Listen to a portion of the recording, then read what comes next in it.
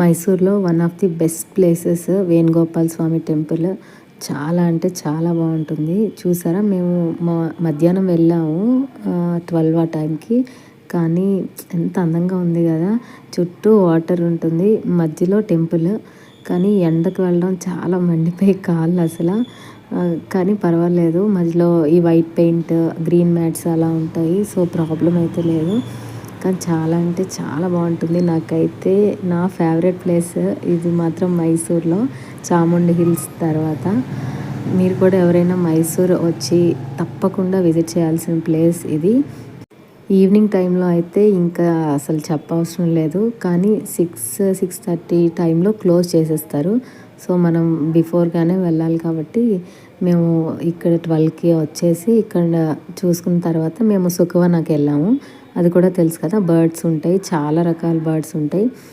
మనం వాటిని పట్టుకోవచ్చు, అవి మన పైకి కూడా వస్తాయి. ఫుడ్ మనం పెడితే చాలా బాగుంటుంది ఆ ఎక్స్పీరియన్స్ అయితే.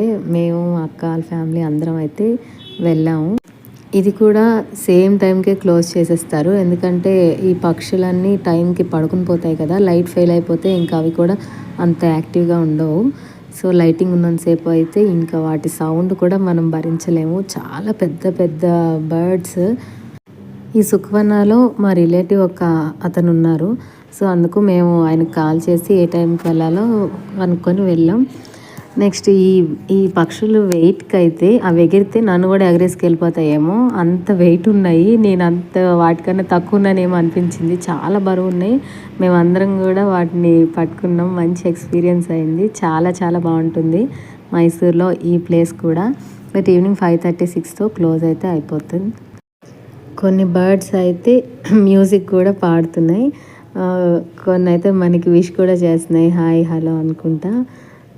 కానీ చాలా ఎంజాయ్ చేసాం. చాలా బాగుంటుంది ఈ ప్లేస్ కూడా మైసూర్లో. ఇదంతా అయిపోయిన తర్వాత ఇక్కడ పెద్ద ఆంజనేయ స్వామి విగ్రహం కూడా ఉంటుంది ఈ టెంపుల్లోనే, ఈ ఆశ్రమంలో. సో అది లేజర్ షో కూడా వేస్తారు. 6:30కి ఇలా స్టార్ట్ అవుతుంది అనుకుంటా. అది కూడా చాలా బాగుంటుంది.